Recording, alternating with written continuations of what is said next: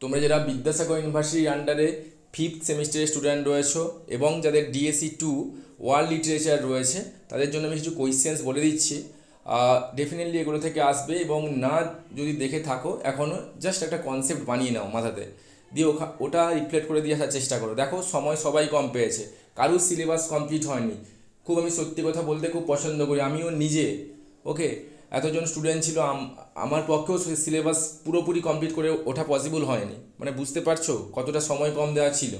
ওকে, so 6th সেমিস্টারে এই আরও সময় কম থাকবে, তোমরা এই ভুলটা করো না। এবং আমরা অবভিয়াসলি খুব তাড়াতাড়ি অ্যাডমিশন লঞ্চ করব, তোমরা অ্যাড হয়ে যাবে। এবং আমরা চেষ্টা করব, আমরা 2 দিন করে ক্লাস রাখতাম, সেটা 4 দিন করে হলেও আমি চেষ্টা করব যাতে করে সিলেবাস কমপ্লিট করা যায়। এটা আমাদের প্রাইমারি ফোকাস থাকবে, কারণ না হলে এই ঝামেলার মধ্যে দিয়ে যেতে হবে। ওকে, সো দেখো, ফার্স্ট যে কোয়েশ্চেনটা দেখে যেতে হবে, বেন্ড ইন দ্য রিভার থেকে। Naipaul's a bend in the river is a meandering trail of reconciliations of the self and the world. Second question, a bend in the river, a post-colonial poem. Next দেখো, comment on the pessimistic visions on dark. Okay, in Naples is a bend in the river. Okay, displacement and the marginality in the bend of the river.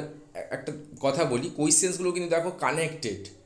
একটা questions রয়েছে narrative technique রয়েছে, unnamed African setting in B.S. Naples as a bend in the river can be taken as a microcosm of the post-colonial Africa. Do you think so?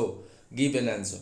Okay, তো প্রত্যেকটা কোয়েশ্চেন্সের মধ্যে একটা answer related রয়েছে, তোমাকে এই রিলেশনটা খুঁজে বের করে লিখে দিয়ে আসতে হবে। এখন যদি তোমাকে আমি বলি প্রত্যেকটা কোয়েশ্চেন ইন্ডিভিজুয়ালি একেবারে পরীক্ষা দিতে যাও, সেটা পসিবল নয় কারোর পক্ষে, কারণ সময়টা সবাই কম পেয়েছে।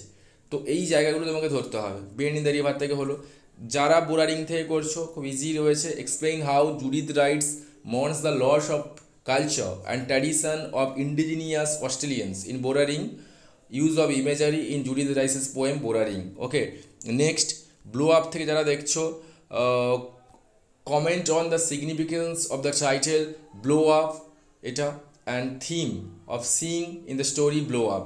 এগুলো তোমাকে কিন্তু করে নিতে হবে, দিলেই কিন্তু তোমাদের টেনগুলো বেরিয়ে আসবে। ওকে, সো এটাই থাকলো আজকে ওয়ার্ল্ড লিটারেচার থেকে। পরীক্ষা দাও সবাই, এবং সবার পরীক্ষা ভালো হবে এটাই আশা করব। বেস্ট অফ লাক সবাইকে।